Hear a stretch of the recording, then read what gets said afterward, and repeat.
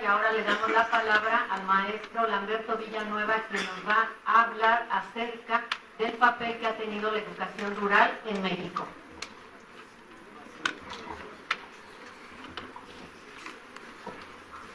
Gracias, nuestra Blanca. En realidad, le cambié el título al documento que yo escribí, y se llama Vasconcelos, las normales y UNAM, ellos, los otros y nosotros mismos. Revisar los acontecimientos de septiembre 26 de 2014 acontecidos en la ciudad de Iguala, Guerrero, es rescatar no solo tal suceso en sí, sino desmontar y reconstruir una serie de eventos aparentemente disasociados que históricamente van conformando el tiempo, espacio y acciones que se manifiestan en esa fecha y que en ese tiempo del que habla Mark Locke es en donde sucede la toma de conciencia. En ese sentido, lo que aquí se pretende ofrecer es justamente la posibilidad de buscar algunas razones sobre el porqué de dichos acontecimientos y mostrar que como universitarios, la gran mayoría no estamos tan lejos en tiempo, espacio y significados históricos de los reprimidos, encarcelados, secuestrados, asesinados y agraviados de Ayotzinapa, Iguala, Guerrero, Tamaulipas, Chihuahua, Michoacán, DF y el resto de los lugares en donde cotidianamente suceden hechos en contra de la inconformidad social. Por supuesto, no aspiro a suplantar a los especialistas en el campo de la historia, pero sí reclamo el espacio universitario para exponer la interpretación de estos sucesos en un ámbito amplio que ofrezca puntos de partida, preguntas y motivaciones para solidarizarnos con todos aquellos que han sido heridos en su dignidad, para asumirnos y unirnos en una gran indignación que pueda llevar a un cambio en el estado de cosas. El inicio, ellos. El tema de las normales rurales se convierte en tema doloroso para un gran sector de la sociedad mexicana a partir del 26 de septiembre de 2014, en donde 3 estudiantes son asesinados: Daniel Solís Gallardo, Julio César Ramírez Nava y Julio César Mondragón Fontes. Este último es torturado, su rostro es hollado y sus ojos son extirpados. A ellos se aunan las otras 3 personas asesinadas en ese día: el chofer Víctor Manuel Hugo Ortiz, el futbolista David Josué García, evangelista de 14 años de edad, y Blanca Montiel Sánchez. A partir de esa fecha y hasta el presente, hay 43 estudiantes desaparecidos a quienes oficialmente ya se declaró que están muertos. Pero dado los últimos acontecimientos, cada vez son más endebles las explicaciones oficiales, llevando a la conclusión que en este como en otros tristes sucesos sucedidos en este país, estamos enfrentados a un crimen de Estado. Es por ello que el gobierno se empeña una y otra vez en olvidar este episodio y en prolongar su investigación sin resultados reales, dándole vueltas, haciendo evidente su ineptitud, encubrimiento, corrupción e impunidad a lo largo de este año. Pero por otro lado, hay un sector social que se ha sumado a los padres y familiares de los desaparecidos, que se niega a poner a este evento bajo la alfombra y que ha venido señalando las fallas en la investigación, el desaseo y el propósito de las autoridades de dar por terminado el asunto sin que realmente se sepa qué sucedió y cuáles fueron los motivos que causaron los eventos en Iguala, Guerrero, la tarde-noche del 26 de septiembre del año pasado.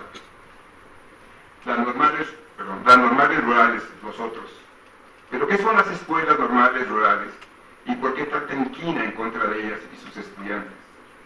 Las escuelas normales rurales nacen con la creación de la SED por José Vasconcelos y reflejan la visión de la ideología de la revolución de justicia social. Esa que concibe la educación como el principal instrumento para educar a la población y con ello sentar las bases de una nueva sociedad. Recordemos que para los años 20 del siglo pasado se calculaba que la población rural del país era del 85% y que prácticamente se encontraba abandonada en lo que se refiere a las posibilidades de tener educación. De esta forma, a través de este proyecto, se busca saldar la deuda con la gente del campo, quienes, por casualidad, fueron los que realmente pelearon principalmente las batallas de la revolución. Cuando Álvaro Obregón llega a la presidencia de la República, incorpora el proyecto de Vasconcelos de sustituir el Ministerio de Instrucción Pública por una Secretaría de Educación Pública como institución, esa que va a ser responsable de la educación a nivel federal y de delinear lo que sería la política educativa a partir de ese momento, reivindicando para ello los postulados de la revolución. Es entonces que Vasconcelos se va de su estancia como rector de la universidad. Recordemos que Vasconcelos toma posesión de la rectoría de la universidad en 1920 para preparar dicho proyecto y invitar a los universitarios a participar en él. Así se fundan las escuelas rurales, las escuelas de artes y oficios, bibliotecas, y se da prioridad a la formación de nuevos maestros, sobre todo rurales, con la mística de una autodisciplina, de convivencia democrática y de una formación para el autogobierno. Esto permitió la identificación e integración de los maestros con su comunidad, y en esa medida no es de extrañar que ellos se conviertan en los líderes naturales de la población y que encabecen a los campesinos en la defensa de sus derechos. La actividad de los maestros rurales se caracterizaba por educar a los niños de 6 a 15 años por la mañana, alfabetizar a los adultos por la tarde-noche y enseñar a los hombres y mujeres actividades prácticas y lúdicas los fines de semana. Todo esto le da sentido a la idea de las misiones culturales y de los maestros rurales como misioneros, y le da también sentido a la educación como un derecho popular. Así estos maestros misioneros acordaban llamar a las escuelas rurales fundadas por ellos casas del pueblo, a semejanza y coincidentemente de los lugares en donde se realizaban las actividades de la Universidad Popular Mexicana, que medio mundo los conoce, proyecto realizado por Vasconcelos y Pruneda durante los años de la Revolución en la Ciudad de México, es decir, de 1912 a 1920. Estas escuelas rurales son internados, en donde los futuros profesores se forman como educadores, pero aparte de aprender cuestiones de agricultura, crianza de animales domésticos y otras actividades relacionadas con la vida del campo, se les enseña teorías pedagógicas. En este sentido, los lazos de identidad y de comunión entre sus compañeros se afianzan a lo largo de su formación. A esto debemos añadir que todos ellos tienen un origen común, el de ser pobres y en muchos casos, dependiendo de la región, ser de origen indígena. De acuerdo a Hernández Granados, se atribuye a la Escuela Normal Rural, cito, la misión de dar al estudiante de clase baja los elementos básicos de una visión de su propia gente, así como una actitud de protección hacia los más desprotegidos, inspirados en las ideas de la Revolución Mexicana, en ese afán de convertir a los incultos en hombres cultos y en hombres de bien. De esta manera se configura una ideología de servicio y de solidaridad con la comunidad en donde ejercerán su profesión. Las escuelas rurales tienen su apogeo durante el periodo de Lázaro Cárdenas, tiempo en que otro prestigioso universitario, Narciso Bassols, revitaliza el proyecto de la educación rural de Vasconcelos bajo la óptica de la educación socialista que se quiso implantar durante ese periodo. En este sentido, se capacita al futuro maestro en técnicas agrícolas y didáctica para que su labor repercutiera más allá del aula y apoyara el mejoramiento de la vida de los campesinos y su familia. Es durante estos años que se forma la Federación de Estudiantes Campesinos y Socialistas de México, la FEX, organización que aún prevalece y que ha servido para mantener la organización y la cohesión de los normalistas rurales. Este auge de la educación rural se ve interrumpido con la llegada de Manuel Ávila Camacho a la presidencia en 1940, año en que empieza a desmontarse el proyecto revolucionario. O sea, no es cierto que se inicie con Era Madrid. El proyecto revolucionario se empieza a desmontar en 1940 con la llegada de los conservadores a la presidencia. Así, uno de los primeros manifiestos que sale es que se prohíbe que los maestros, sobre todo los maestros rurales, hagan política o que realicen otras actividades que no sean las de enseñar. La embestida contra las normales rurales se manifiesta curiosamente en la Escuela Normal Rural de Ayotzinapa. Así, desde el gobierno, en 1945, se fabrica una calumnia, en donde se acusa a los estudiantes de esa institución de haber agraviado la bandera nacional y de haber hecho honores a una bandera rojinegra. Este episodio se reproduce después en 1968 en la Plaza de la Constitución. O sea, es la misma estrategia del gobierno, ¿sí? En este sentido se manipulan los medios de ese tiempo y se desata una campaña nacional en contra de los normalistas y en favor de actos de desagravio. En otro nivel, se desatienden las necesidades de estas escuelas modernizar la educación normal, enfatizando para ello un modelo de educación urbana, es decir, poco a poco se va haciendo caso omiso de las necesidades y de la importancia de la educación rural. En ese sentido, también se empiezan a suprimir planteles a lo largo y ancho del país. Uno de los argumentos que se manejaron y se manejan sobre todo últimamente en contra del apoyo a las normales rurales es que son nidos de guerrilleros y de estabilidad social. Por supuesto, se citan los ejemplos de Lucio Cabañas y de Genaro Vázquez Rojas, curiosamente egresados de la Escuela de Ayotzinapa. Pero estos dirigentes se lanzan a la lucha guerrillera después de haber intentado dialogar con el gobierno.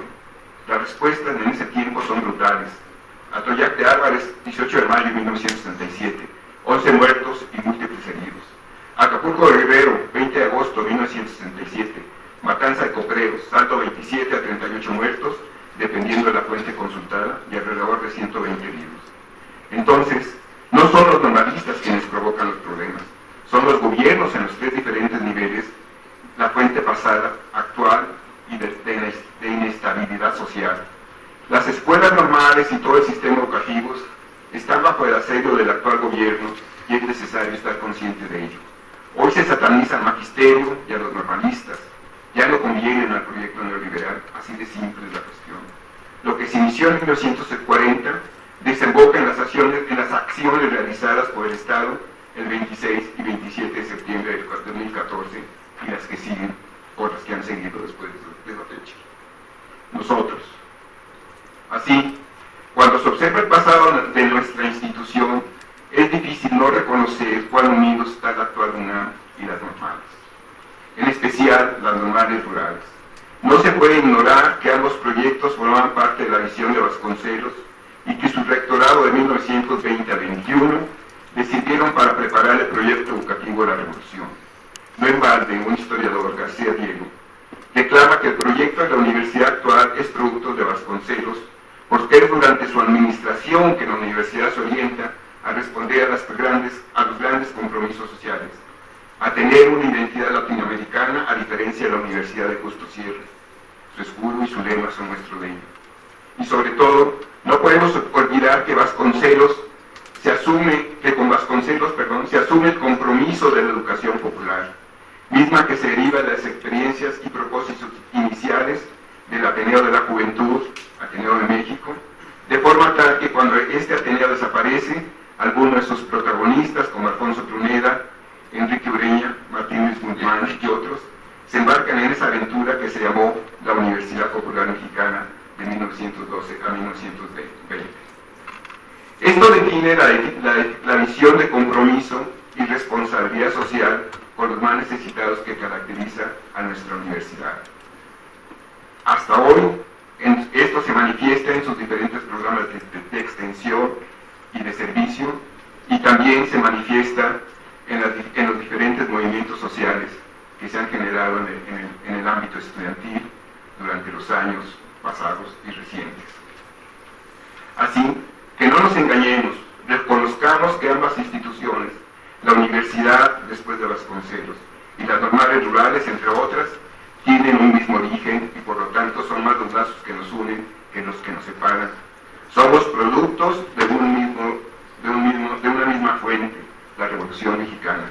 Ellos no son nosotros, somos todos, somos nosotros.